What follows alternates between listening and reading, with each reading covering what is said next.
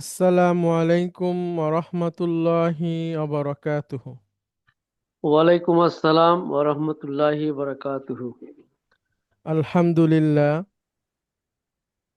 আলহামদুলিল্লাহি রব্বিল আলামিন, ওয়াল আকিবাতু লিল মুত্তাকিন, ওয়াসসালাতু ওয়াসসালামু আলা রাসূলিহিল আমিন, ওয়া আলা আলিহি আত-তাইয়িবিন আত-তাহিরিন, ওয়া আলা যাওজাতিহি উম্মাহাতুল মুমিনিন, ওয়া সাল্লাল্লাহু আলাইহি ওয়া আলা আলিহি ওয়া সাহবিহি আজমাইন। أعوذ بالله من الشيطان الرجيم. بسم الله الرحمن الرحيم. رب اشرح لي صدري ويسر لي أمري واحلل عقدة من লিসানি ইয়াফকাহু কওলি। আপনাদের সবাইকে স্বাগত জানাচ্ছি আজকের ক্লাসে। আজকে আমরা পড়ব সূরা আসর ইনশাআল্লাহ। লাস্ট ক্লাসে আমরা পড়েছি হচ্ছে সূরা হুমাজা, এটাতে আমরা পড়ব সূরা আসর। সূরা আসর খুবই ছোট একটা সূরা, একদম ছোট। এটা আশা করি আপনাদের সবার মুখস্থ আছে। তারপরেও যদি মুখস্থ না থাকে, আপনারা সবাই মুখস্থ করে নেবেন। একটা বর্ণনা আছে যে যখন সাহাবীদের পরস্পর দেখা হতো এবং ওনারা ফিরে যেতেন, অর্থাৎ তাদের মিটিং শেষ হয়ে যেত, তখন তারা পরস্পরকে বিদায় দেওয়ার সময় সূরা আসর পড়তেন। তো এটা একটা ভালো কালচার। সূরা আসর পড়ার মধ্যে দিয়ে কিন্তু একটা জিনিস আমাদের পরিষ্কার হতে হবে, মানে আমরা আশা করি সবাই পরিষ্কার এখন এই মুহূর্তে যারা শুনছি, ভবিষ্যতে যারা শুনবে বা এমনি সবার জন্য, সেটা হলো আমরা যত সূরা পড়ি বা দোয়া পড়ি, এটা এরকম না যে এটা অন কাইন্ড অফ মন্ত্র, যে এইভাবে করে করলে এটা হয়ে যাবে। এটার সবচেয়ে বড় বিষয় হলো যে এটাকে পড়ে এটার মধ্যে কি লেখা আছে সেই অর্থটা অনুধাবন করা। এটাই হচ্ছে মূল শিক্ষা যে কোনো কিছুর। বিশেষ করে আমরা যদি কোরআনের আয়াত বলি বা হাদিসের দোয়া বলি, সব দোয়া হচ্ছে যে ওর মধ্যে যে কথাটা লেখা আছে, যদি সেটা দোয়া হয়ে থাকে তো আল্লাহর কাছে কি বলা হচ্ছে, তো এইটাকে অনুধাবন করে সেইটাকে স্বীকার করে মন থেকে ওইটার সাথে সাথে মানে স্বীকার করে বলা, মুখ থেকে বলা এবং মন থেকে মেনে নেওয়া, এটাই হচ্ছে দোয়া। আর দোয়ার ফলে কি হবে যে আল্লাহ সুবহানাহু ওয়া তাআলা সেটা কবুল করবেন এবং ওই দোয়া অনুযায়ী তিনি আমাদের নিরাপত্তা দিবেন বা আমরা যেটা চাবো সেটা আমাদেরকে দিবেন। তো সূরা আসর একজন আর একজনের সাথে দেখা হলে পড়ে শেষ করে তাদের মিটিং শেষ করে তারা চলে যেতেন। এটার মানে হচ্ছে যে সূরা আসর একজন আর একজনের সাথে শেয়ার করে মনে করিয়ে দেওয়া, যে আল্লাহ সুবহানাহু ওয়া তাআলার মেসেজ হচ্ছে এই, এবং আল্লাহ সুবহানাহু ওয়া তাআলা যেন আমাদেরকে এর উপরে অটল রাখেন। তো অনেক ছোট সূরা, আশা করি সবার মুখস্থ আছে। আল্লাহ সুবহানাহু ওয়া তাআলা সূরা আসরের মধ্যে কি বলছেন আমরা প্রথমে এটা তিলাওয়াত শুনি। আপনাদের মধ্যে থেকে একজন আসেন এবং এটা পড়েন প্লিজ। কে আসবেন?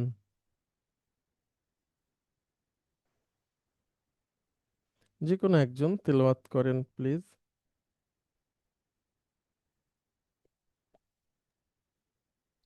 জি হুজুর, কেউ না পড়লে আমি পড়তে পারি। হ্যাঁ হ্যাঁ প্লিজ। এই আমারটা হয় না ভালো, আমি জানি। না, কোনো অসুবিধা নাই, ভালো খারাপ আমরা তো প্রতিযোগিতা দিতে বসিনি, আমরা চেষ্টা করব আস্তে আস্তে। হুম। আউযু বিল্লাহি মিনাশ শাইতানির রাজীম। বিসমিল্লাহির রহমানির রহিম। এটা তো হুজুর অন্যটা চলে আসলো। ওয়াল আসর, এই যে দেখতে পাচ্ছি। না না, ঠিক আছে। ওয়াল আসর ইন্নাল ইনসানা লাফি খুসর ইল্লাল্লাযীনা আমানু ওয়া আমিলুস সলিহাতি ওয়া তাওয়াসাউ বিল হাক্কি ওয়া তাওয়াসাউ বিস সাবর। মাশাআল্লাহ। তো ওয়াল আসর, হ্যাঁ, এখান থেকে আমরা শুরু করি। আমরা হুজুর, জি প্লিজ। নাজমুল সাহেব, আয়াত মানে এটা সূরাটা পড়তে গিয়ে কয়েক জায়গায় আমার মনে হচ্ছে টান হবে, সেগুলো হয়নি, মানে উনি দেননি, অথবা আমি কি ভুল বুঝেছি কিনা জানি না। তো আমি কি একটু পড়বো যাতে মানে কোথাও ভুল, ওনার কিছু ভুল আছে কিনা অথবা আমার নিজের কিছু ভুল আছে কিনা, একটু জাস্ট অবশ্যই ম্যাচ অবশ্যই, তার করার আগে জন্য। নাজমুল সাহেব আরেকবার পড়ুক, জি তারপরে আচ্ছা, আপনি জি প্লিজ, প্লিজ। নাজমুল ভাই। জি। ওয়াল আসর ইন্নাল ইনসানা লাফি খুসর। হুজুর, এখানে যে ফি, এখানে একটা টান হবে না? জি জি, উনি যতটুকু দিছে হ্যাঁ হ্যাঁ। ওটা ওইটা একটা টান, বাট উনি আরো দিলে, বেশি দিলে ভালো। আমি আচ্ছা ইচ্ছা আচ্ছা করে আর কি ওটা ধরছি না, বাট ওনার ওইটা উচ্চারণটা শুদ্ধ আছে। আচ্ছা, মানে ঠিক আছে, মানে ওইখানে এই একটু টান বোঝার না জন্য। দেওয়ার থেকে লম্বাটা আছে আর কি, হ্যাঁ। আচ্ছা আচ্ছা, ঠিক আছে। মানে তবে আরো ওটুকুটা টান হচ্ছে দিলে ওটা আরো সুন্দর হবে, আপনি যেটা যেমন বলছেন। লাফি খুসরি, ইয়েস, ইয়েস। লাফি জি খুসরি। জি। আচ্ছা, আমি ওটুকুই ভাবতেছিলাম যে ওনারটা টানটা কম হলো কিনা অথবা আর একটু বেশি হওয়াটা অসুবিধা উত্তম। নাই, উনি বলুক, তারপরে আপনারটাও শোনা যাবে। জি জি, জি। তারপরে প্লিজ। আরে মুদাররিসি তোমার মতো ভালো হইতে পারি, কারণ এই যে বেশি টান দিতে গেলে ওই যে দম চলে যায় আমাদের, বুঝছো? আল্লাহ। ওইটার আপনি যখন শুরু করবেন না, হ্যাঁ। তখন দম নিয়ে নিবেন আয়াত যখন শুরু করবেন, কারণ আমরা তো আর ব্যস্ত না, বুঝছেন। না হুজুর, ওই যে যখন বেশি টান দিতে যাই হুম হুম। তখন আমার ওই শেষ করতে যে শেষ হয়ে দেখা যাক, যায় অসুবিধা নাই, লাফিতে দম যেখানে আপনি শেষ হয়ে গেছে তো আপনি ওইখান থেকেই আবার শুরু করবেন, অসুবিধা নাই, এটাতে ভুল নাই।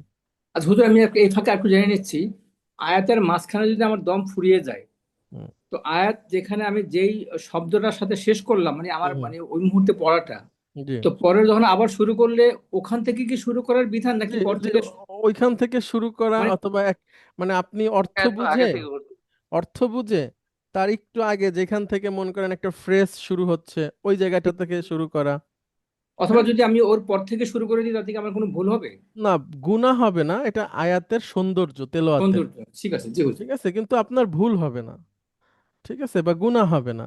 এটা সৌন্দর্য আর কি, যেহেতু কোরআন তেলাওয়াত, এটার অনেক আদব বা সৌন্দর্য বজায় রাখা উচিত। সেই জন্য এটাকে বলা হয় যে আপনি ওইখান থেকে শুরু করবেন, বা এর আগে যে জায়গাটাকে আপনি শেষ করছেন, একটা আয়াত শেষ হয়েছে বা একটা প্রসঙ্গ শেষ হয়েছে, ওইটার আগ থেকে আবার আর শুরু করবেন ওইখান থেকে, ঠিক আছে। এরকম। জি প্লিজ। ইল্লাল্লাহ। বিসমিল্লাহির রহমানির রহিম। ওয়াল আসর ইন্নাল ইন্নাল ইনসানা লাফি খুসর ইল্লাল্লাযীনা আমানু ওয়া আমিলুস সলিহাতি ওয়া তাওয়াসাউ বিল হক ওয়া তাওয়াসাউ বিস সবর। মাশাআল্লাহ, জি, তারপরে বলেন আপনি। না হুজুর, এখন ঠিকই আছে, আমি যখন ব্যর্থ তবু তারপরে অসুবিধা নেই, আপনি বলেন, বলেন, কোনো সমস্যা নেই। আউযু বিল্লাহি মিনাশ শাইতানির রাজিম। বিসমিল্লাহির রহমানির রহিম। আল আসরি। ওয়াল, ওয়াল, আচ্ছা, এটা ওয়া কেন হুজুর?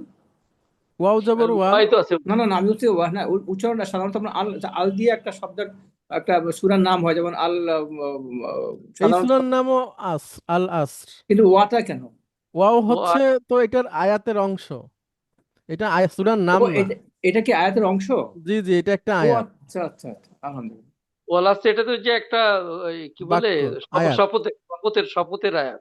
আচ্ছা, ওয়াল ঠিক জি আছে। আসর মানে এই ইয়ার দিনের শপথ, তাই না হুজুর? হ্যাঁ, ওয়াটা তো জি এখানে জি জি শপথের শপথের ওয়াও কি? জি জি, শপথের ওইটা তো আমরা আসছি, আচ্ছা, জি আগে হুজুর। তেলাওয়াত শুনি, বলেন। ওয়াল আসরি ইন্নাল ইনসানা লাফি খুসরি ইল্লাল্লাযীনা আমানু ওয়া আমিলুস সলিহাত ওয়া তাওয়াস ওয়া তাওয়াস না, অতাওয়া। ওয়াতাওয়াসাউ বিল হাক্কি ওয়াতাওয়াসাউ বিল হাক্কি ওয়াতাওয়াসাউ বিল সাবরি। মাশাআল্লাহ। ওই প্র্যাকটিস করতে হবে, হ্যাঁ, আপনার ওই শুনে শুনে ঠিক হয়ে যাবে ইনশাআল্লাহ। আচ্ছা, সুন্দর হয়েছে। এখন ওই যে আপনারা কি বাসায় দুজন, নাকি আরো আছে আপনাদের ফ্যামিলিতে লোক? না, আপনার আপাতত দুজনই আমরা। দুজন, তাহলে মাঝে মাঝে এই যে আপনার নফল নামাজ বা রাতে নামাজ, আপনি সামনে দাঁড়াবেন, দাঁড়ায় জোরে জোরে কয়েকটা সূরা পড়বেন। এটা নামাজে পড়ার সবচেয়ে ভালো পদ্ধতি, মানে মুখস্থ সূরা শেখার, হুম, ধরে রাখার। তো এভাবে জোরে জোরে একটু জোরে সাউন্ড দিয়ে পড়লে অভ্যাস ভালো হবে। ওই যে এবং নফল নামাজগুলো কি ঘরে জোরে পড়া যায়? যায় যায় যায়। হুম, মানে এত ওটা তো জোরে তাহলে না তো যে মনে আপনি পড়লে নিজে শুনবেন এত আর কি। করে পড়তে হয় যাতে নিজের কানে শোনা যায় জি জি, এইটুকু নিজে করতে শোনা হবে। যায়, অন্যর ডিস্টার্ব না হয় আর কি, এরকম। ওকে, আচ্ছা, তাহলে আমরা সামনে যাই। ওয়াল আস একটা আয়াত, আমরা রিডার 6 এর শুরুতেই আমরা পড়েছিলাম যে ওয়াওয়ের তিনটা অর্থ, মানে ওয়াওয়ের অনেকগুলো অর্থ হয়, তার মধ্যে তিনটা অর্থ। ওয়াও মানে একটা ওয়াও কখনো এবং অর্থে ব্যবহার হয়, ওয়াও কখনো কসম অর্থে ব্যবহার হয়, আর ওয়াও কখনো যখন অর্থে ব্যবহার হয়, যখন ওয়াউল হাল হয়। তো ওয়াও কসম কখন ব্যবহার হয়? যখন ওয়াও সব সেন্টেন্সের শুরুতে আসে। ওয়াল্লাহি, আল্লাহর কসম। ওয়াল আসরি। আচ্ছা, আসর বলতে এখানে আসরের অর্থ কি হবে এটা নিয়ে মতভেদ আছে, একাডেমিক মতভেদ। অর্থাৎ এই মতভেদ কিন্তু আবার ঝগড়া না, মানে এই আসরের অর্থটা কি হবে। তো এটাতে দুই ভাগে বিভক্ত আপনার স্কলাররা। একদল বলেন যে আসর মানে হচ্ছে সময়, কাল বা যুগ, সময়, কাল বা যুগ, এজ। হুম, এটা। আর আরেকদল স্কলার বলেন যে আসরের যে সময়টা আমরা বলি, আসরের নামাজের যে ওয়াক্তটা বা যে জোহর শেষ হয়ে মাগরিবের আগ পর্যন্ত যে সময়টা, এই সময়টাকে বোঝানো হয়েছে। তো এখানে একটা বিষয় যে, তো এই অর্থে কি এটা এই যে বিকালের শপথ, বিকালের সময়ের শপথ, এটাও কি বলা যায়? মানে আপনি যদি ওই অর্থটা ধরেন, ওই হ্যাঁ, আসরের অর্থ ওইটাই। বিকাল বেলার এখন সময়ের আসর শপথ। মানে কিন্তু বিকাল না। ঠিক আছে, আসর হচ্ছে একটা নির্দিষ্ট সময়। ঠিক আছে, এটা দুপুরের মধ্যবর্তী সময় থেকে হয়। তো আমরা আসরকে আসরই বলি, জটিলতায় না যাই। তো দুইটা অর্থেই যেটাই হোক, দুইটাই সমস্যা নাই। কারণ হচ্ছে যে এর মধ্যে আরেকটা জিনিস আমরা বলে নেই।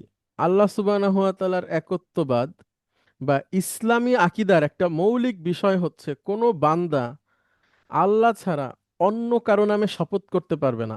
অর্থাৎ আমরা যদি বলি যে চোখ ছুঁয়ে বললাম বা মাথা ছুঁয়ে বললাম, আহ, তোমাকে ছুঁয়ে বললাম, এই এইটা বলা যাবে না। হুম, শুধুমাত্র একজন মুমিন আল্লাহর কসম বলতে পারবে, এছাড়া আর কোনো কিছুর কসম বলতে পারবে না।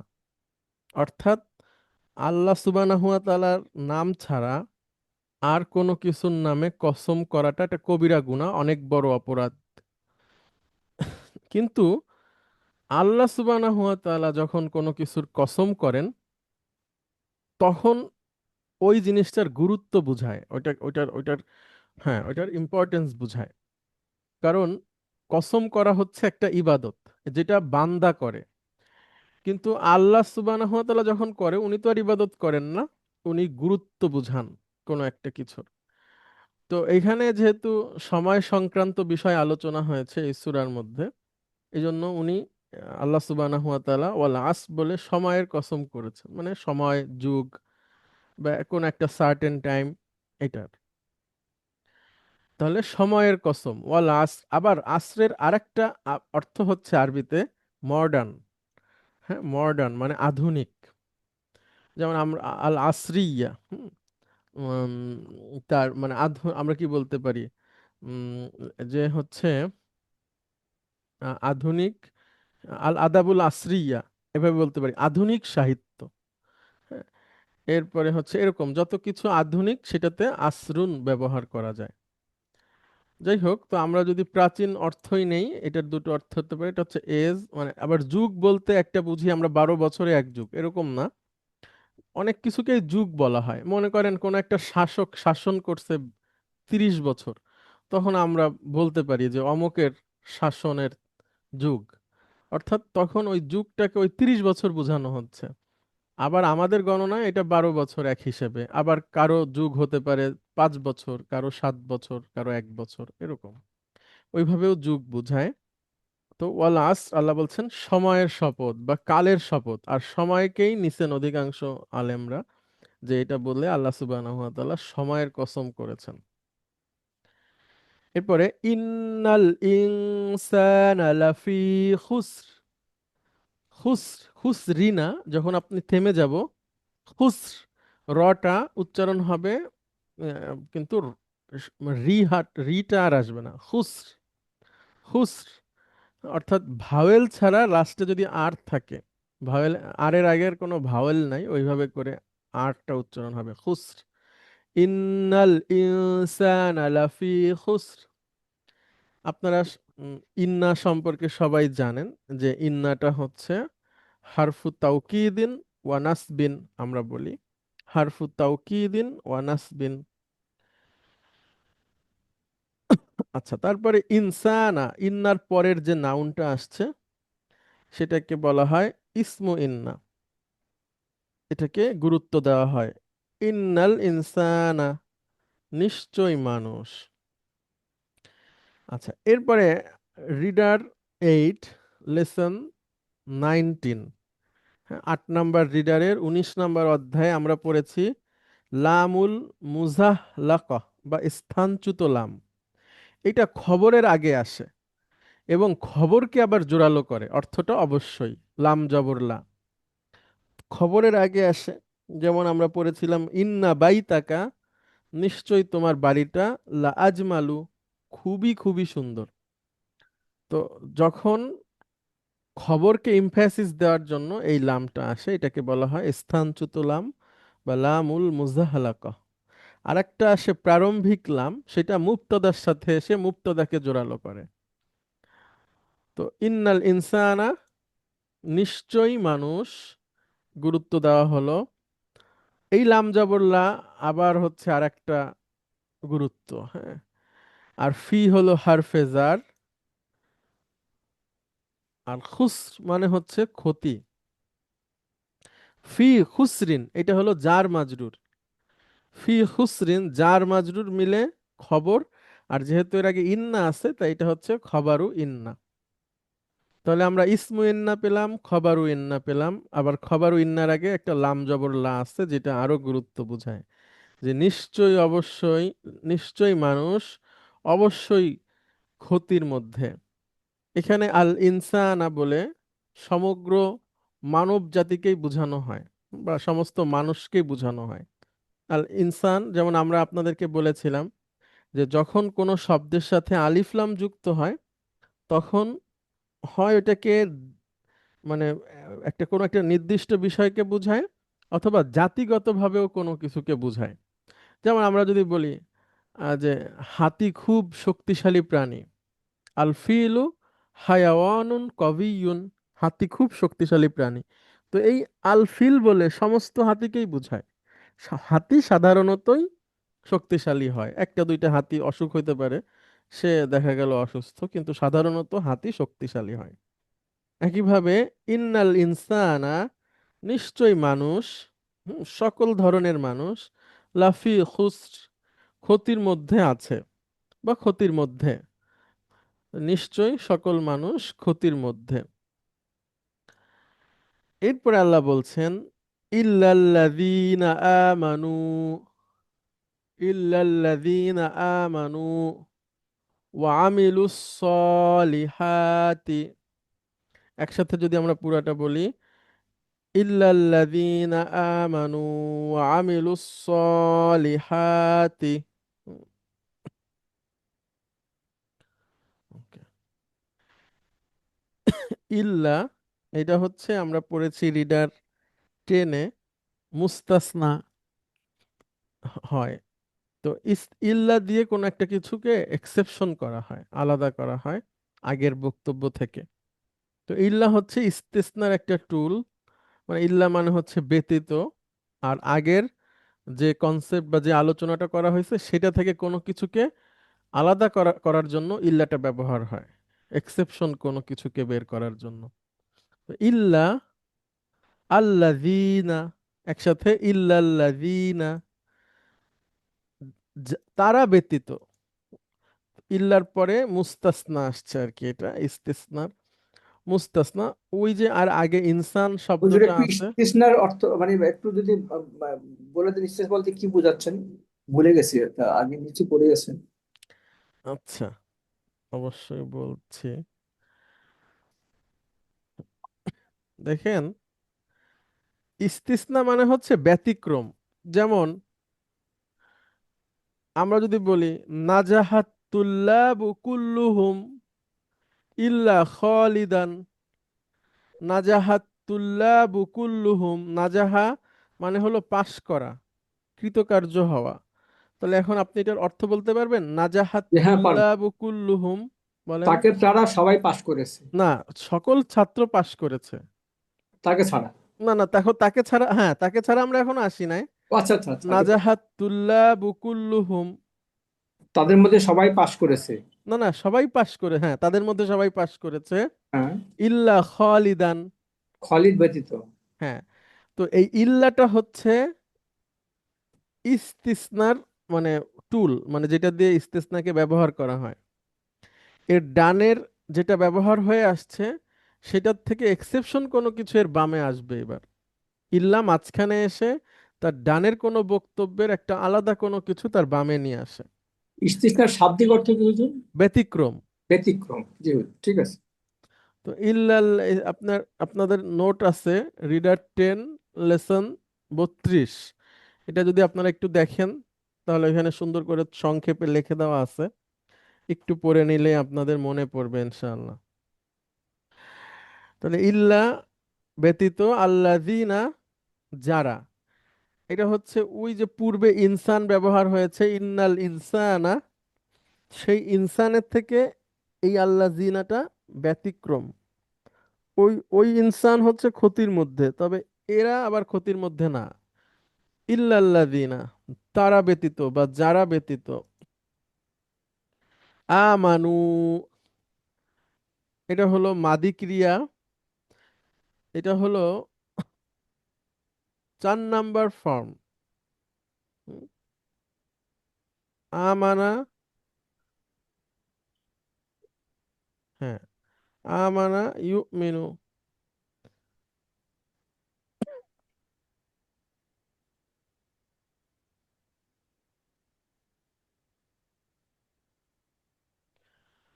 একটু সময় দিবেন পরে। হুম, আমানা ইউমিনু, এইখানে এই শব্দটা আমরা কোরআনুল কারিমে অনেক পাবো। তো আমরা এটার একটু ব্যবহারটা দেখে নেই, এটা যেন আমরা সবাই ব্যাখ্যা করতে পারি। কোরআনুল কারিম ভরা হচ্ছে ইমান আনার এইটা ইয়ে। আমাদের মূল অক্ষর হচ্ছে হামজা, মিম, নুন। এখন 4 নাম্বার ফর্ম থেকে কিভাবে ব্যবহার হয়, আমি 4 নাম্বার ফর্মের একটা ভার্ব নিয়ে আসি আগে। লক্ষ্য করেন, আমরা নিয়ে আসি সিন, সরি, সিন, লাম, মিম। সিন লাম মিম থেকে 4 নাম্বার ফর্ম ব্যবহার হয় আস, লামা, ইউস, লিমু।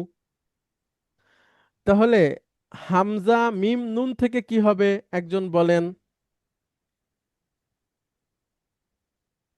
আসলামা। না না, আ মানা।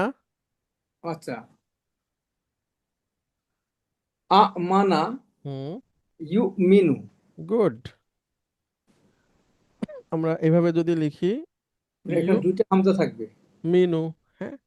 আচ্ছা, এখন দেখেন আ মানাটা এইভাবে ব্যবহার হয় না। আ মানা, তো 2টা হামজাকে আমরা একটা হামজা করে দেব এইভাবে করে। 2টা হামজাকে আমরা একটা হামজা এনে দিচ্ছি আ দিয়ে, বাকিটা বসাই দিলাম আমরা আমানা। আর এরপরে যে ইউ আছে ইয়ার উপর পেশের কারণে হামজা ওয়াও এর চেয়ারে বসবে। ইউ মিনু, আমানা ইউ মিনু, ইমানানা, আমানা ইউ মিনু, ইমানানা। মূলত ছিল আমানা ইউ মিনু, সেটাকে আমরা সহজীকরণ করলাম। আমানা ইউমিনু, আমানা ইউমিনু, ঈমান আনা। এখন আপনাদের মধ্যে থেকে একজন ইউমিনু দিয়ে ডুয়ারিন পকেটের পাঁচটা বলেন তো, মুদারি থেকে। ইউমিনু। ইউ মেনু, হুম। তু মেনু, গুড। তারপরে উ মেনু, তুহমিনু আবার। ইউ মেনু, ইউ মেনু, তু মেনু, উ মেনু, নু মেনু। এক্সিলেন্ট। নুমিনু মানে কি? আমি ইমান এনেছি। না, আমরা। আমরা ইমান এনেছি। আমরা ঈমান আনি। আনি, আচ্ছা আনি, হ্যাঁ। আমরা ঈমান উমিনু মানে কি? আমি ইমান আনি, তুমিনু মানে কি? তুমি ইমান আনো, ইউমিনু মানে কি? তারা ইমান আনে, না হ্যাঁ তারা সে। ইমান, সে। সে সে ইমান আনে। এবার ইউমিনুর বহুবচন কি হবে? ইউ মেনু না, তুমিনুর বহুবচন কি হবে? তু মেনু না। এক্সিলেন্ট। মাশাআল্লাহ। এগুলাই আপনারা কোরআনে অনেক পাবেন। ইউমিনু, তুমিনু, ইউমিনুনা, তুমিনুনা, প্রচুর পাবেন। এবার একটু মাদিটা পড়ি। আমানা। আ মানা, আ মেনু, না, আমানু। ও মানা হবে, মানা, আ মানু। এই সেই আমানু। আমানা, সে ঈমান এনেছে। আমানু, তারা ঈমান এনেছে। ঠিক আছে। আমানা, সে ঈমান এনেছে। আমিনু, তারা ঈমান এনেছে। মহিলা হলে আমানাত। Manat,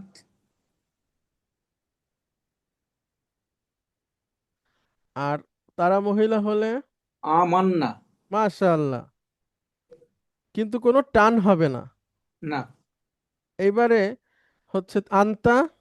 Manta, good. আন্তুম। মান্তুম, গুড। তারপরে আন্তি। মান্তি, আন্তুন্না। মান্তুন্না, তারপরে আমি। মান্তু, আমরা। মান্না। মাশাআল্লাহ। মাশাআল্লাহ, শুকরান। শুকরান জাজিলান, বারাকাল্লাহু ফি ইলমিক। আলহামদুলিল্লাহ। ওকে। তাহলে দেখেন, ছোটকাল থেকে আপনারা পড়ছেন আমানতু বিল্লাহি ওয়া মালাইকাতি, এরকম দোয়া মুখস্থ করছেন। এই সেই আমানতু মানে আমি ঈমান এনেছি। তাহলে আমান্না, সরি, আমানা ইউমিনু, এই ভার্বটা শেখা খুবই দরকার। কারণ কোরআনুল কারীমের পৃষ্ঠায় পৃষ্ঠায় আপনারা এই ভার্বটা পাবেন। এর মাদি মুদারি আমরটা যদি একটু খেয়াল করা যায়, দেখবেন যে অনেক কিছু সহজ হয়ে যাচ্ছে ইনশাআল্লাহ। ওকে। তাহলে আমরা একটু সামনে যাই। সেটা হচ্ছে ইল্লাল্লাযিনা, তারা ব্যতীত। আমানু। আমানু মানে তারা ঈমান এনেছে, অর্থাৎ যারা ঈমান এনেছে তারা ব্যতীত। এখন এই ঈমান আনাটা কিন্তু ব্যাখ্যা সাপেক্ষ আর কি, যে ঈমান আনছে কিভাবে, ব্যাপারটা কিরকম। আজকে আমি চেষ্টা করব খুব সংক্ষেপে ঈমান সম্পর্কে আপনাদেরকে বলার। উম, আরো যদি প্রয়োজন হয় আমরা ধাপে ধাপে আরো সংক্ষেপে পরে বিভিন্ন সূরার ফাঁকে ফাঁকে আমরা আলোচনা করব। এটা খুবই গুরুত্বপূর্ণ বিষয়। তাহলে তারা ব্যতীত যারা ঈমান এনেছে, ওয়া আমিলু, এই আমানু যেমন, আমিলুও তেমন, শুধু বাব আলাদা। আমরা একটু লিখি। আ মিলা ইয়ামালু। আমিলা ইয়ামালু মানে আমল করা, কাজ করা। আমিলা, আমিলু, এখানে সেটা আসছে। আমিলা, আমিলু, ওয়া আমিলু, ওয়া আমিলু, এবং তারা আমল করেছে। তারা আমল করেছে। সেই আমলটা কেমন? as-সলিহাত। সলিহাত মানে ভালো কাজ। ভালো কাজ করেছে। as-সলিহাত। হ্যাঁ, সলিহাত ভালো কাজ করেছে। তবু তাহলে এখানে হাতের কি এটা কি আপনার প্লুরাল করে আপনার মহিলা বিষয়ক শব্দ করেছে? হ্যাঁ, হ্যাঁ, হ্যাঁ, মহিলা বাচক। সলিহাতুন থেকে হ্যাঁ, হ্যাঁ, সলিহাতি। সলিহাত। জি। জি, ঠিক ঠিক আছে হুজুর। মানে সৎকর্মের বহু বচন আর কি। হ্যাঁ। জি, তাহলে একেবারে শব্দ। হ্যাঁ, তাহলে তারা ব্যতীত যারা ঈমান এনেছে আর ভালো কাজ করেছে, তাদের কোনো ক্ষতি হবে না।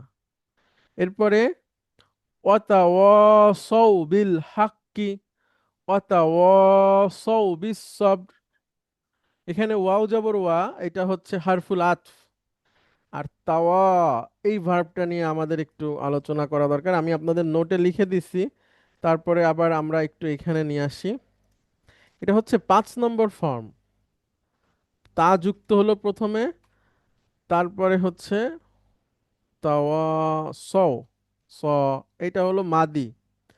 মূলত এটার মূল অক্ষর হচ্ছে ওয়াও সদ ইয়া। আহ, তো সেখান থেকে যদি আমরা 3 নাম্বার ধরি, 3 নাম্বার ফর্ম, তখন ফার্স্ট রেডিকেলের সাথে একটা আলিফ, আর তারপরে অস। আর এর আগে যদি আমরা একটা তা জবর তা যুক্ত করি, তখন হবে তাওয়াস। আর মুদারি হবে ইয়া তা ওয়াস। তো এটা 6 নম্বর হয়ে গেল না হুজুর? তা যোগ করে 6 নম্বর। ও ছয় ছয়, হ্যাঁ হ্যাঁ, আমি তো ভুল লিখছি তাহলে নোটে। Thank you, thank you. হ্যাঁ, পাঁচে দ্বিতীয় রেডিকেল তো দুবার হয়, দ্বিতীয় রেডিকেল দুবার হয়, সেখানে তো না, সেটা তো দুইয়ে। এটা তো দুই। ছয় হবে। হ্যাঁ, হ্যাঁ দুইয়ের সঙ্গে তার যোগ হলে তখন পাঁচ হয়, আর হ্যাঁ এটা হ্যাঁ হ্যাঁ, ছয় সরি, হয়। এটা 3-এর সাথে 3, তাহলে 6। Thank you. তাহলে আপনাদের নোটে ভুল হ্যাঁ, আছে একটু, আবার এই তিন আছে। প্রেজেন্টেশনেও ভুল আছে। ছয় ছয়, হ্যাঁ। তাহলে তাওয়াসা, ইয়া তাওয়াসা, আপনি যদি ডিকশনারিতে এই শব্দটা লেখেন তাহলে খুব সুন্দর পেয়ে যাবেন। তা ওয়াও আলিফ সদ আর আলিফ মাকসুরা, এটা যদি লেখেন তখন আপনারা দেখবেন যে এটা একটা সুন্দর অর্থ আসছে। সেটা হচ্ছে পরস্পর সদুপদেশ বা পরামর্শ দেওয়া। তাওয়াসা, তাহলে এটা মাদি থেকে বহু বচন মানে পরেরটায় যদি আসি তখন হবে তাওয়াসাও। আর এর আগে ওয়াও জবর ওয়া আছে, তাহলে হুজুর, তারা। এটার যে মূল শব্দ ওয়াসা ইয়া হুম। সাদ ইয়া, এটা অর্থ কি ওই যে ওয়াসিয়ত করা জাতীয় কিছু? হ্যাঁ, মাশাআল্লাহ, আপনি তো বড় আলেম হয়ে গেছেন, মাশাআল্লাহ। এই তো আচ্ছা, হুজুর, মূল আপনার অক্ষর দেখেন, মূল বিষয় অক্ষর, মূল শব্দটা হচ্ছে এই, ঠিক আছে। ওয়াসি। হ্যাঁ, এটা আমি, অসিয়ুন। এটা বোধহয় আমি সূরা বাকারাতে বোধহয় 143 বা কোনো একটা আয়াতে পেয়েছিলাম, জি জি কাছাকাছি কোনো একটা। জি জি, ঠিক, জি আছে, আপনি যেখানে বলছেন ওইখানেই আছে। হ্যাঁ, আচ্ছা, ওসিয়াত কি করবেন? আপনার সম্পত্তি কেমন আছে তাহলে আমাদের নামে করে যান। আলহামদুলিল্লাহ। আচ্ছা, ওসিয়ত করতে পারবেন আপনি, আপনার মানে 3 টাকা থাকলে আপনি 1 টাকা ওসিয়ত করতে পারবেন, হ্যাঁ। আর ওসিয়ত কিভাবে করে, মানে আপনার যারা আপনার সম্পদের আহ, ভাগীদার না, অর্থাৎ আপনার ওয়ারিশ না, হ্যাঁ, তাদের বাইরে আপনি আপনার সম্পদকে এভাবে দিতে পারবেন, ওইটাকে ওসিয়ত বলে আর কি, হ্যাঁ। মানে সম্পত্তির ওসিয়ত। আর এমনি আরো অন্য অন্য ওসিয়ত থাকে বাবা মায়ের বা বড়দের, যে আমার মৃত্যুর পরে তোমরা এই করবা সেই করবা, এটা করবা না সেটা করবা না। ওইটা হচ্ছে নসিহত প্লাস ওসিয়ত। আর সম্পত্তির ক্ষেত্রে যেটা হবে যে আমার মৃত্যুর পরে এই লোক আমার ওয়ারিশ না, বাট আমার এই 3 টাকা থেকে সে 1 টাকা পাবে। 3 ভাগের 1 ভাগ ওসিয়ত করা যায়। আচ্ছা, তো উকিল সাহেব আছে, আমি ভুল বললে আপনি বলেন, নাজমুল। ঠিক আছে, কিন্তু এখন কি বলবো, তো পারে না কিছু। ওই রেজিস্ট্রি না করলে কেউ কিছু পারে না। আচ্ছা, সেটা আলাদা কথা, সেটা সেটা ভিন্ন, মানে আমি বিধানের কথা বলছি আর কি। তাহলে ওসিয়ুন, আর একটা হচ্ছে ওসিয়ত, একটা হচ্ছে নসিহত। নসিহত মানে হচ্ছে সদুপদেশ দেওয়া, কল্যাণকর ব্যাপারে কাউকে কোনো কিছু বলা, যে ভাই এটা করো ওইটা করো না। আর ওসিয়ত হচ্ছে ওয়ারিশ ব্যতীত কাউকে সম্পত্তি দানের ব্যাপারে বলে যাওয়া। এখন সে রেজিস্ট্রি তো সেটা অন্য ব্যাপার, কিন্তু মুখে বলাটাই যথেষ্ট আর কি, হ্যাঁ, যদি সন্তান মানে তো সেটা পরের ব্যাপার। তাহলে ওয়াতাওয়াসাও, তারা পরস্পর সদুপদেশ দেয়। ওয়াতাওয়াসাও, তারা পরস্পর সদুপদেশ দেয়। বিল হাক্কি, সত্যের। ওয়াতাওয়াসাও, এবং তারা পরস্পর সদুপদেশ দেয় বিশ্ববরি, ধৈর্যের। ওকে। তারা পরস্পর সুপরামর্শ দেয় সত্যের বিষয়ে, এবং তারা পরস্পর সুপরামর্শ দেয় ধৈর্যের বিষয়ে। তাহলে চারটা বিষয়: যারা ঈমান আনে, ভালো কাজ করে, সত্যের জন্য উপদেশ দেয়, সবরের ব্যাপারে উপদেশ দেয়, তারা বাদে বাকি সবাই ক্ষতির মধ্যে আছে। তো একজন আলেম বলেন যে ইসলামের পুরো কনসেপ্ট আল্লাহ সুবহানাহু ওয়া তাআলা সংক্ষেপে, ব্যক্তি জীবনের সংক্ষেপে একটা পুরো সিলেবাসকে আল্লাহ সুবহানাহু ওয়া তাআলা এইখানে নিয়ে আসছেন, যে একজন মানুষ সফলতার সংজ্ঞাটা কি হবে, বা সফল হতে গেলে তাকে কি কি কাজ করতে হবে, তা এখানে সংক্ষিপ্তভাবে আছে। তো এখানে প্রতিটা বিষয়ের আলাদা আলাদা ব্যাখ্যা হওয়া প্রয়োজন, যে এখানে ঈমান বলতে আসলে কি বোঝায়, তারপরে আমিলুস সলিহাত মানে কি বোঝায়, সত্যের ব্যাপারে সদুপদেশ দেওয়া কি বোঝায়, সবরের ব্যাপারে সদুপদেশ দেওয়া কি বোঝায়। তো আমরা সেটা চেষ্টা করব কখনো যদি সময় পাই। আজকে আমরা যেটা করব সেটা হচ্ছে ঈমান সম্পর্কে আমি আপনাদেরকে একটু বলার চেষ্টা করি।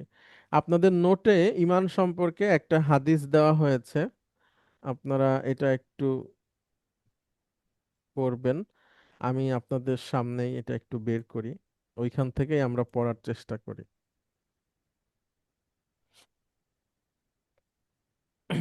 আচ্ছা, এটা খুবই একটা বিখ্যাত হাদিস। এটাকে বলা হয় হাদিসে জিবরিল। হুম, হাদিসে জিবরিল খুব বিখ্যাত হাদিস, যে জিবরিল আলাইহিস সালাতু ওয়াসসালাম উনি আসলেন। তো উমার রাদিয়াল্লাহু আনহু বলছেন যে একটা ধবধবে সাদা পোশাক পরা অবস্থায় আর মাথায় গাঢ় কালো চুল বিশিষ্ট এক ব্যক্তি এসে হাজির হন, এবং তার চেহারায় কোনো সফরের ছাপ ছিল না। মনে করেন একটা জায়গায় একটা মানুষ আসছে, কেউ তাকে চেনে না। তো তাকে, যেহেতু তাকে কেউ চেনে না, তাহলে সে বাইরের মানুষ, আর বাইরের মানুষ হলে তাকে সফর করে আসতে হবে। এখানে কারো বাসায়ও আসেনি, আগে থেকে ছিলও না।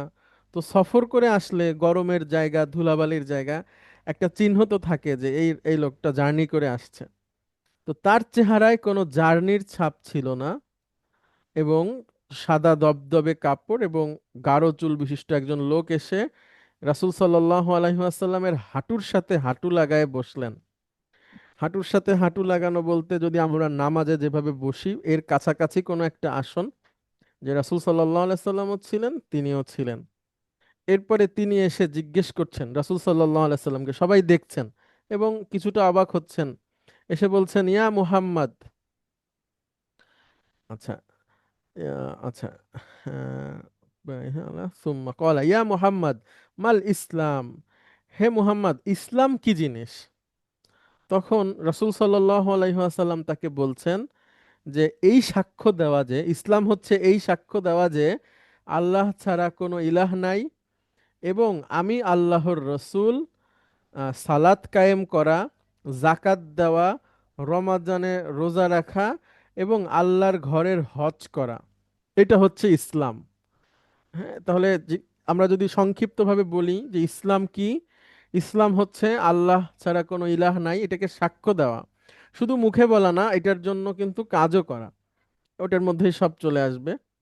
এরপরে রসুল মুহাম্মদ সাল্লাল্লাহু আলাইহি সাল্লাম যে আল্লাহর রসুল, সেটাকে সাক্ষ্য দেওয়া, শুধু মুখে বলা না, কাজে কর্মে প্রতিষ্ঠা করা।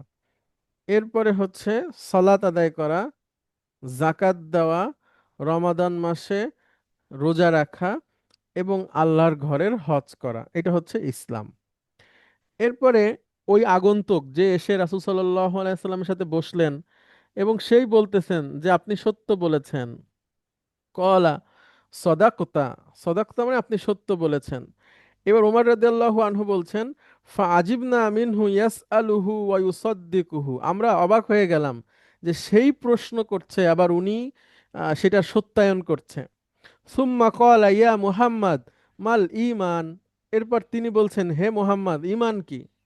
তখন রাসূল সাল্লাল্লাহু আলাইহি ওয়াসাল্লাম বলছেন, আন তুমিনা বিল্লাহ, আল্লাহর প্রতি ঈমান আনা, ওয়া মালাইকাতিহি, তার মালাইকা বা ফেরেশতাদের প্রতি ঈমান আনা, ওয়া রুসুলিহি, তার রসুলদের প্রতি ঈমান আনা, ওয়াকুতুবিহি, এবং তার আসমানি কিতাবগুলোর উপর ঈমান আনা, ওয়াল ইয়াউমিল আখিরি, মৃত্যু পরবর্তী যে জীবন সেটার প্রতি ঈমান আনা, অল কদরি খৈরিহি ওয়া শাররিহি, এবং তাকদিরের প্রতি ঈমান আনা, যার ভালো এবং মন্দ সবকিছুই আল্লাহর পক্ষ থেকে আসে।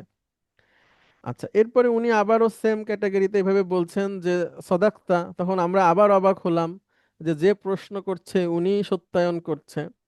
এরপরে আবার জিজ্ঞেস করছে, ইয়া মুহাম্মদ, মাল ইহসান, ইহসান কি জিনিস? তখন রাসূল সাল্লাল্লাহু আলাইহি সাল্লাম বলছেন, আনতা আবুদাল্লাহ কাআন্নাকা তারাহু, তুমি আল্লাহর ইবাদত করবে এমন ভাবে যেন তুমি তাকে দেখছো। ফাইন্নাকা ইন লা তারাহু ফাইন্নাহু ইয়ারাকা, আর যদি তুমি তাকে দেখতে না পাও তাহলে সে তোমাকে দেখছে। এই কথাটা শিখালেন রাসূল। তো আমাদের মূল বক্তব্য, মানে যেটা আমাদের প্রাসঙ্গিক এখানে, সেটা হচ্ছে যে রাসূল সাল্লাল্লাহু আলাইহি সাল্লামকে জিবরিল এসে জিজ্ঞেস করছে ঈমান কি। তখন রাসূল সাল্লাল্লাহু আলাইহি সাল্লাম 6টা বিষয়ের কথা বলেছেন। এখন আপনারা প্রশ্ন করতে পারেন, আমরা তো 7টা জানি বা এটা জানি।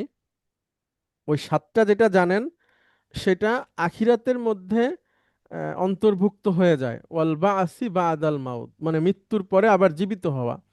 তো ওইটা আখিরাতের মধ্যে ইনক্লুড। হ্যাঁ, হাদিসে যেটা আছে 6টা, সেটা আমরা একটু দেখি সেটা কি কি, আমরা সবাই মুখস্থ করে ফেলবো। এবং এইটাই হচ্ছে ঈমান। হুম, এই ঈমান বুঝতে খুব সহজ হবে। এবং ইসলামের আলোকে, কোরআন সুন্নাহর আলোকে, এক হচ্ছে আল্লাহর প্রতি ঈমান, মালাইকাগণের প্রতি ঈমান, আসমানি কিতাব সম্পর্কে ঈমান, নবী রাসূলগণের প্রতি ঈমান, আখিরাতের প্রতি ঈমান, অর্থাৎ মৃত্যু পরবর্তী যে জীবন, আপনি মরে গেলেন, এখানে কবর আছে, আপনাকে ফেরেশতারা জিজ্ঞাসা করবে। এরপরে কিয়ামতের দিন আল্লাহ সুবহানাহু ওয়া তাআলা মানে হাসরের ময়দানে সবাইকে উপস্থিত করবেন, সেখানে বিচার হবে। এরপরে সেখান থেকে ফয়সালা হবে, কেউ জান্নাতে যাবে, কেউ জাহান্নামে যাবে। জান্নাতে মানে আল্লাহ সুবহানাহু ওয়া তাআলা সৃষ্টি করছেন, সেখানে অনেক সুখ। আর জান্নাতে সেখানে ভৎসনা এবং দুঃখ, সরি, জাহান্নামে ভৎসনা এবং দুঃখ। এটা হচ্ছে সংক্ষিপ্ত মৃত্যু পরবর্তী জীবন। এটাকে বিশ্বাস করা। আহ, এবং তাকদীরের ভালো মন্দ আল্লাহর পক্ষ থেকে হয় এমন ঈমান। তো এই সবগুলোকেই যদি আমরা আলাদাভাবে আহ, শিখি, এটা সম্পর্কে জানি, তাহলে আমরা ঈমান সম্পর্কে খুব ভালো বুঝতে পারবো। কোরআনে কি আছে, হাদিসে কি আছে, এতটুকু জানলেই আমাদের জন্য যথেষ্ট। এখন এখানে একটা শাব্দিক সমস্যা আছে, সেটা হচ্ছে ঈমান। ঈমান শব্দের শাব্দিক অর্থ যদি আমরা জিজ্ঞাসা করি, মোস্ট অফ দ্য পিপল তারা বলবে বিশ্বাস করা, বিশ্বাস করা। এটাকে আরেকটু সুন্দর যদি আমরা বলি, মানে যেটার সাথে মানে আ- আ- আরবি বা ইংরেজির অনেক শব্দ আছে যেগুলা ছোট্ট একটা শব্দে অনেক কিছু বোঝায়, কিন্তু বাংলাতে সেটা ব্যাখ্যা সাপেক্ষ। ঈমান এরকম, ঈমান যেমন বিশ্বাস করা, এর সাথে স্বীকৃতি দেওয়া, এটা যুক্ত করলে খুব ভালো অর্থ হয়। অর্থাৎ একটা হচ্ছে যে আমি মানি, এটা আমার মনে আছে। আর একটা হচ্ছে সেটাকে স্বীকৃতি দেওয়া, অর্থাৎ সেটাকে প্রকাশ করা। হুম, প্রকাশ করা, অন্যকে বলা, জানানো যে এই জিনিসটাকে আমি বিশ্বাস করি, এটা হচ্ছে ঈমান। তো আল্লাহর প্রতি ঈমানটা কি, যে আল্লাহ আছেন এরকম না, এটা এটা একটা বিস্তারিত বিষয়। মানে অর্থাৎ আল্লাহর মর্যাদা, কিসে আল্লাহ অপমানিত হন, কিসে আল্লাহ খুশি হন, কিসে আল্লাহ রাগ হন, আল্লাহর পরিচয় কি, তিনি কেমন, তার প্রতি আমার কি হক আছে, তার নিষেধ আদেশ, এই পুরো জিনিসগুলোকে বোঝা, মানে আল্লাহ সুবহানাহু ওয়া তাআলাকে কেন্দ্র করে। এইটা হচ্ছে আল্লাহর প্রতি ঈমান, ওই বিষয়গুলোকে জানা এবং বিশ্বাস করা, স্বীকৃতি দেওয়া। একইভাবে মালাইকার ব্যাপারগুলো এরকম, যত ফেরেশতার নাম জানা যায় তাদের সম্পর্কে জানা এবং এটাকে বিশ্বাস করা। এরপরে যতগুলো আসমানি কিতাব সম্পর্কে জানা যায় সেগুলোর প্রতি বিশ্বাস রাখা, যে হ্যাঁ এগুলো আল্লাহর পক্ষ থেকে আসছে। এরপরে যতজন নবীর কথা জানা যায় তাদের সম্পর্কে জানা, বিশ্বাস করা, স্বীকৃতি দেওয়া, যে হ্যাঁ তিনি আল্লাহর রসূল। একটা সুন্দর কথা বলেন জাকির নায়েক, উনি যখন খ্রিস্টানদের সাথে কথা হয় তখন উনি বলেন যে ওই মুসলিম মুসলিমই না যে বিশ্বাস করে না ঈসা আলাইহিস সালাতু ওয়াস সালাম আল্লাহর একজন নবী। মানে ওটা উনি খ্রিস্টানদের সাথে বিতর্কের ক্ষেত্রে বলেন ঈসা আলাইহিস সালাতু ওয়াসসালামের স্ট্যাটাস বোঝানোর জন্য। অর্থাৎ ঈসা আলাইহিস সালাতু ওয়াসসালামকে অনেকে আল্লাহর সন্তান বলে, অনেকে বলে সেই হচ্ছে আসলে মূলত সৃষ্টিকর্তা। আবার হচ্ছে যে অনেক রকম কনসেপ্ট আছে খ্রিস্টান ধর্মে। তো সেটাকে একদম পরিষ্কার করে মুসলমানদের অবস্থান কি ঈসা আলাইহিস সালাতু ওয়াসসালাম সম্পর্কে সেটা বলতে যে উনি বলেন উম, যে যে ঈসা আলাইহিস সালাতু ওয়াসসালামকে যদি কোনো মানুষ আল্লাহর নবী হিসেবে স্বীকার না করে তাহলে সে মুসলিম না। এরপর উনি আরেকটা কথা বলেন যে পিস বি আপন হিম, তার উপরে আল্লাহর সন্তুষ্টি বর্ষিত হোক। তো সব নবীর সম্পর্কে জানা এবং বিশ্বাস করা, তাদেরকে স্বীকৃতি দেওয়া, আখিরাতের প্রতি ঈমান, যে মৃত্যু পরবর্তী জীবন এবং তাকদীর, যে মৃত্যু আমার জীবনে যা কিছুই হয় এটা আল্লাহ সুবহানাহু ওয়া তাআলার পক্ষ থেকে। কিন্তু এখানে আবার ব্যাখ্যা আছে যে কেউ যদি কোনো খারাপ কাজ করে তো সেটার জন্য তো তাহলে আর সেই ব্যক্তি দায়ী না, তাহলে তো যেহেতু তার তাকদিরে আছে সেই জন্য সে করছে। তো এইগুলোর ব্যাখ্যাটা কি হবে এই সম্পর্কে বিস্তারিত জানা, এইগুলো জানলেই আপনি ঈমান সম্পর্কে খুব ভালো একজন জ্ঞানী হবেন। এবং একটা মানুষের পৃথিবীতে আসার উম, এই এতটুকু এই জ্ঞানটুকু তো আর থাকতেই হবে, ঈমান কি সেটা বোঝা, সেটাতে স্বীকৃতি দেওয়া। এই জন্য তো তার জীবনে পৃথিবীতে আসার একটা বড় কারণ, যে সে লেখাপড়া করবে, প্রতিষ্ঠিত হবে, সংসার করবে, পৃথিবীতে সে বিভিন্ন কাজ করবে, তার সাথে সবার আগে সে ঈমানটাকে জানবে। এগুলোর সাথে সাথে মানে সবার আগে মানে সবচেয়ে বেশি গুরুত্ব দিয়ে।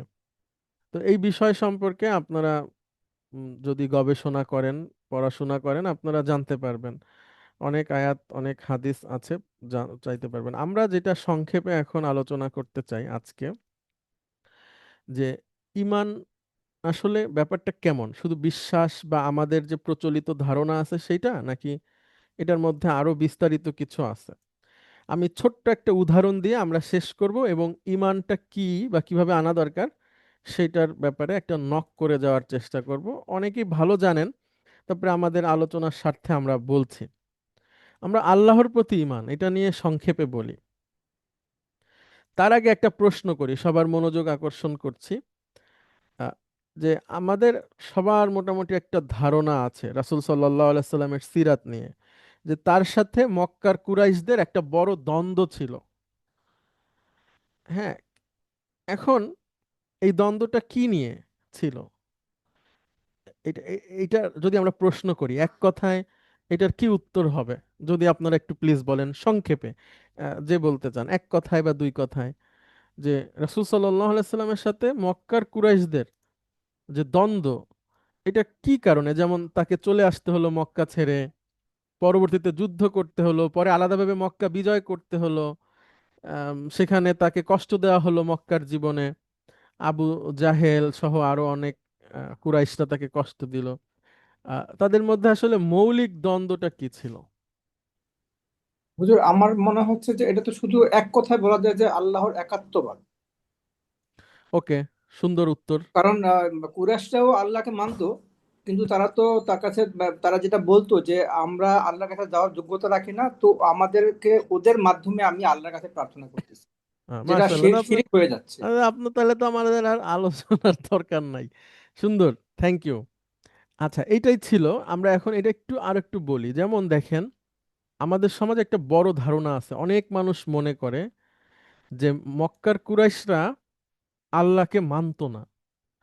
হ্যাঁ, মানে অধিকাংশ মানুষই, মানে যারা হচ্ছে আমরা যদি বলি শুনে শুনে আমরা মুসলমান বা কম ধারণা রাখি, এটাই তো অসংখ্যা বেশি। তাদের অনেকেই মনে করে যে মক্কার কুরাইশরা, যারা রাসূল সাল্লাল্লাহু আলাইহি সাল্লামের শত্রু ছিল, তাকে বাধা দিয়েছে, কষ্ট দিয়েছে, তারা আল্লাহকে মানতো না। হ্যাঁ, একটা সেন্সে ঠিক আছে, মানতো না, কিন্তু ও, তারা নাস্তিক ছিল না, বা তারা আল্লাহকে সুবহানাহু ওয়া তাআলাকে অস্বীকার করতো না। কেমন, আমরা যদি কোরআন দেখি 6টা আয়াত এখানে আছে, আমরা একটু লক্ষ্য করব। আমি সংক্ষেপে বলে যাচ্ছি। সূরা ইউনূস আয়াত 31, আল্লাহ বলছেন মুহাম্মদ সাল্লাল্লাহু আলাইহি ওয়াসাল্লামকে যে হে নবী আপনি বলুন। রাসূল সাল্লাল্লাহু আলাইহি ওয়াসাল্লামকে আল্লাহ বলছেন হে নবী আপনি বলেন, কে তোমাদেরকে আসমান ও জমিন থেকে জীবিকা প্রদান করে। অর্থাৎ কাফেরদেরকে আপনি জিজ্ঞেস করেন বা মক্কার কুরাইশদেরকে আপনি জিজ্ঞেস করেন, আকাশ থেকে এবং জমিন থেকে কে তোমাদের রিজিক দেয়, অথবা শ্রবণ শক্তি ও দৃষ্টি শক্তির মালিক কে, আর কে মৃত থেকে জীবিত এবং জীবিত থেকে মৃতকে বের করে, এবং কে সব কিছু সম্পন্ন করে। আল্লাহ বলছেন, দেখবে তারা বলবে আল্লাহ। অর্থাৎ রাসূল সাল্লাল্লাহু আলাইহি সাল্লাম যদি জিজ্ঞেস করে যে আকাশ এবং জমিন থেকে কে তোমাদের খাওয়ায়, কাফেররা বলবে আল্লাহ। রাসূল সাল্লাল্লাহু আলাইহি সাল্লাম যদি জিজ্ঞেস করে যে কে তোমাদেরকে চক্ষু শক্তি, কানের শক্তি দিয়েছে, কে মৃত থেকে জীবিত, জীবিত থেকে মৃত করে, কাফেররা বলবে আল্লাহ। অর্থাৎ তারা কিন্তু নাস্তিক না, বা হচ্ছে যে তারা একদমই আল্লাহ সুবহানাহু ওয়া তাআলাকে বিশ্বাস করতে এরকম না, বরঞ্চ আমাদের মধ্যেও যদি কোনো মুসলমানকে এগুলো জিজ্ঞেস করা হয়, সেও বলবে আল্লাহ, তারাও বলছে আল্লাহ। তাহলে কিন্তু এই ক্ষেত্রে কোনো পার্থক্য নাই আল্লাহ সুবহানাহু ওয়া তাআলাকে স্বীকার করা বা বিশ্বাস করা, বা আল্লাহর অস্তিত্বে ঈমান আনার ব্যাপারে, যে হ্যাঁ তিনি আছেন। এটার ক্ষেত্রে মুসলমান কাফের কিন্তু সমান। হ্যাঁ, কেমন আপনি যদি কোনো মুসলিমকে জিজ্ঞেস করেন, সে অনেক ভালো মুসলিম, কে খাওয়ায়, সে বলবে আল্লাহ। কে শোনায়, কে দেখায়, বলবে আল্লাহ। কে মৃতকে জীবিত করে, আল্লাহ। কে জীবিতকে মৃত করে, আল্লাহ। সব কিছু কে পরিচালনা করে, সবাই বলবে আল্লাহ। এক্ষেত্রে সবার কনসেপ্ট কিন্তু সেম। তারপরে আমরা যদি দেখি আরেকটা আয়াত, সূরা আনকাবুত 61 নম্বর আয়াত। আল্লাহ বলছেন, হে নবী, আপনি যদি তাদেরকে জিজ্ঞেস করেন কে আসমান ও জমিন সৃষ্টি করেছে, কে সূর্য ও চন্দ্রকে অনুগত করেছে, তাহলে অবশ্যই তারা বলবে সেটা হচ্ছে আল্লাহ। অর্থাৎ এইখানেও কাফের এবং মুমিনরা একই বিশ্বাসে বিশ্বাসী, যে আকাশকে সৃষ্টি করেছে, চাঁদকে সৃষ্টি করেছে, সূর্যকে সৃষ্টি করেছে এবং এগুলোকে অনুগত করেছে, সবাই বলবে এটা আল্লাহ, এমন কাফেররাও বলবে আল্লাহ। এরপরে সূরা আনকাবুত 63 নম্বর আয়াত, আল্লাহ বলছেন, হে নবী, আপনি যদি তাদেরকে জিজ্ঞেস করেন আকাশ থেকে বৃষ্টি কে দেয় এবং কে জমিনকে আবার জীবিত করে, সেটাকে মরে যাওয়ার পরে শুষ্ক থেকে আবার কে এটাকে সুন্দর করে, তো আল্লাহ বলছেন অবশ্যই তারা বলবে এটা আল্লাহ। এরপরে সূরা লুকমানের 25 নম্বর আয়াত, আল্লাহ বলছেন, যদি আপনি নবী তাদেরকে জিজ্ঞেস করেন যে কে আসমান এবং জমিন সৃষ্টি করেছে, দেখবেন তারা বলছে সেটা আল্লাহ। এরপরে হচ্ছে সূরা জুখরুফ 87 নম্বর আয়াত, আল্লাহ বলছেন, হে নবী, আপনি যদি তাদেরকে জিজ্ঞেস করেন তোমাদেরকে কে সৃষ্টি করছে বা তাদেরকে সৃষ্টি করেছে, তাও বলবে আল্লাহ। অর্থাৎ আল্লাহ আমাদের সৃষ্টি করছেন, আমাদেরকে বৃষ্টি দেন, আমাদেরকে খাওয়ান, মৃত করেন, জীবিত করেন, সব কিছু করেন আল্লাহ সুবহানাহু ওয়া তাআলা। এই বিশ্বাস কাফেরদেরও ছিল, মুমিনদেরও ছিল। অর্থাৎ আমরা যারা মুসলিম, আমাদেরও এই বিশ্বাস, তাদেরও কিন্তু সেম একই বিশ্বাস, আল্লাহ বলছেন। তাহলে আসলে পার্থক্যটা কোথায়, এই প্রশ্নটা যদি আমরা করি আমাদের, তাহলে আল্লাহর প্রতি ঈমানটা শেখা যাবে খুব ভালোভাবে। হ্যাঁ, ঈমানের যে 6টা মৌলিক বিষয়, তার মধ্যে একটা হচ্ছে আল্লাহর প্রতি ঈমান। তো আল্লাহর প্রতি ঈমান শেখার জন্য একটা প্রশ্ন করতে হবে নিজেকে, যে মুসলিমের সাথে কাফেরদের তো আল্লাহর অস্তিত্ব এবং আল্লাহর যে মৌলিক গুণাবলী আছে, খাবার খাওয়ান, মৃত করেন, আকাশ জমিন সৃষ্টি করেছেন, বৃষ্টি দেন, আরও আমাদেরকে সৃষ্টি করেছেন, এই কনসেপ্টে তো সবাই একমত। তাহলে সে বেঈমান বা সে কাফের আর আমি মুসলমান, এটা কেন?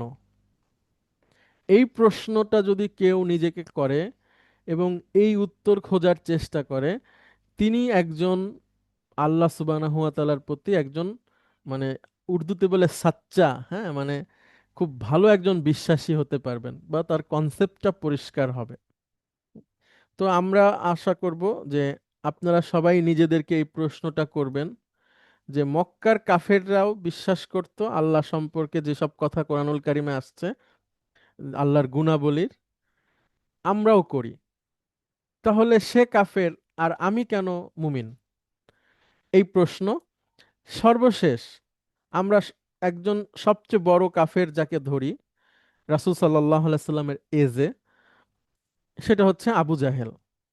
আবু জাহেলকে আমরা একজন আদর্শ কাফের হিসেবে ধরতে পারি, যে সে রাসূল সাল্লাল্লাহু আলাইহি সাল্লামের একজন শত্রু ছিল, রাসূল সাল্লাল্লাহু আলাইহি সাল্লামকে সারা জীবন কষ্ট দিয়েছে এবং নবুয়তকে অস্বীকার করেছে এবং মুসলিমদের বিরুদ্ধে যুদ্ধ করতে যেয়ে বদরের যুদ্ধে সে নিহত হয়েছে।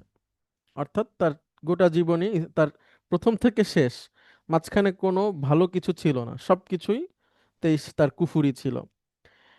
তো সে যখন বদর যুদ্ধে যাচ্ছে, তো বদর যুদ্ধের ইতিহাসটা হচ্ছে যে রাসূল সাল্লাল্লাহু আলাইহি সাল্লাম তখন মদিনা থেকে বদরে আসতেছেন, আর আবু জাহেলরা মক্কা থেকে বদরে যাচ্ছে, মাঝখানে যে জায়গাটা, এখানে যুদ্ধ হবে। তো সে যুদ্ধের আগে আবু জাহেল আল্লাহর কাছে দোয়া করছে, কি বলে? আল্লাহ সুবহানাহু ওয়া তাআলা সেটা কোরআনুল কারিমে উঠাই দিচ্ছেন, দেখেন।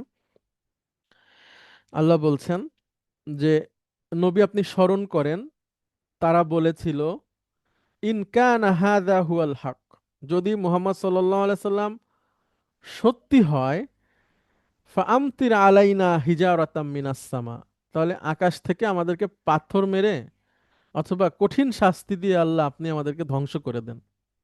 এই দোয়া কাবার গিলাফ ধরে আবু জাহেল করেছে। তাহলে দেখেন, তারা দোয়া করার ক্ষেত্রেও তাদের বিপদে বা তাদের যুদ্ধে তারা আল্লাহ সুবহানাহু ওয়া তাআলাকে বেছে নিয়েছে। তাহলে পার্থক্যটা আসলে কোথায়? এই প্রশ্নের উত্তর যদি জানা যায়, তাহলে আল্লাহর প্রতি ঈমান পারফেক্ট ভাবে আনা যাবে, একদম পরিষ্কার। তো উম, সূরা আসরের যে শিক্ষা, এখান থেকে একটা বড় বিষয় হলো ঈমান আনা। তো ঈমানের 6টা মৌলিক দিক আছে, এগুলো আমাদের সময় নিয়ে সবার শেখা উচিত, ফরজ এটা শেখা প্রত্যেকের জন্য।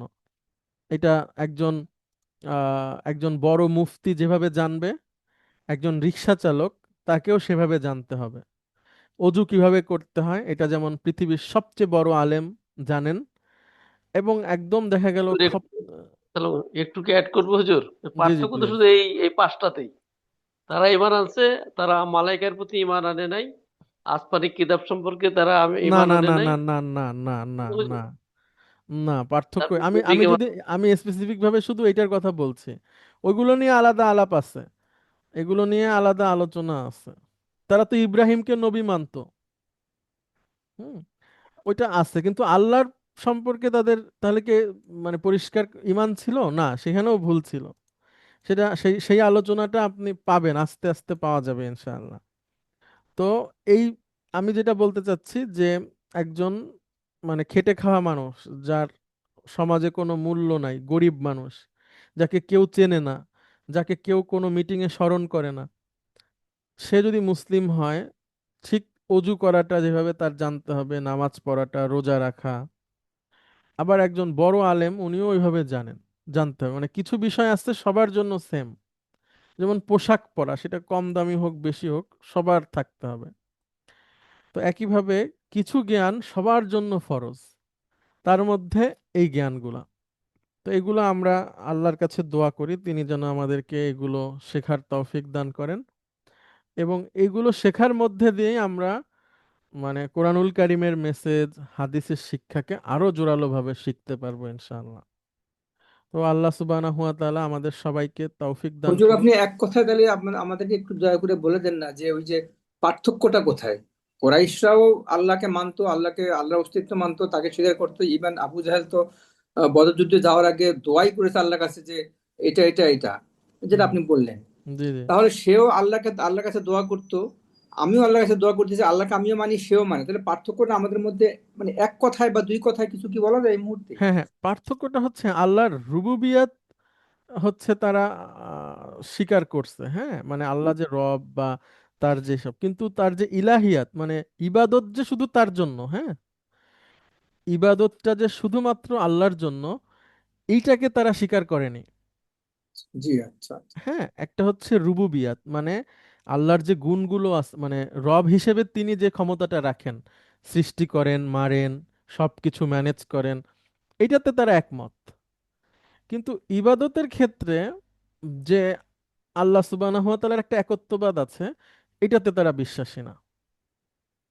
এটাতে তারা বিশ্বাসী ছিল না। তো এটা ব্যাখ্যা সাপেক্ষ, মানে আধুনিক অনেক উদাহরণ দিয়ে সেগুলো আনতে হবে। তো সেটা কোনো এক সময় আস্তে আস্তে আমরা আলোচনাতে আসার চেষ্টা করব, যখন যে প্রসঙ্গটা আসে। আজকে আমরা যতটুকু চেষ্টা করছি, আমরা আল্লাহর কাছে দোয়া করি, ইহদিনাস সিরাতাল মুস্তাকিম, হে আল্লাহ আপনি আমাদেরকে সরল সঠিক পথে পরিচালিত করেন, সিরাতাল্লাযীনা আনআমতা আলাইহিম, তাদের পথে যাদের উপর আপনি নিয়ামত দিয়েছেন, গয়রিল মাগদুবি আলাইহিম ওয়ালাদ-দাল্লিন, এবং তাদের পথে নয় যাদের উপর আপনার গজব পড়েছে এবং যারা পথভ্রষ্ট হয়েছে। আল্লাহ আমাদেরকে সঠিক ঈমান আনার তৌফিক দান করুক, এবং ঈমানদার হিসেবে আমাদের মৃত্যু তিনি আমাদেরকে দান করুক। আমরা সেই দোয়া করি। সবাইকে অনেক ধন্যবাদ। দেখা হবে আগামী ক্লাসে ইনশাআল্লাহ। আসসালামু আলাইকুম ওয়া রাহমাতুল্লাহ। ওয়ালাইকুম আসসালাম।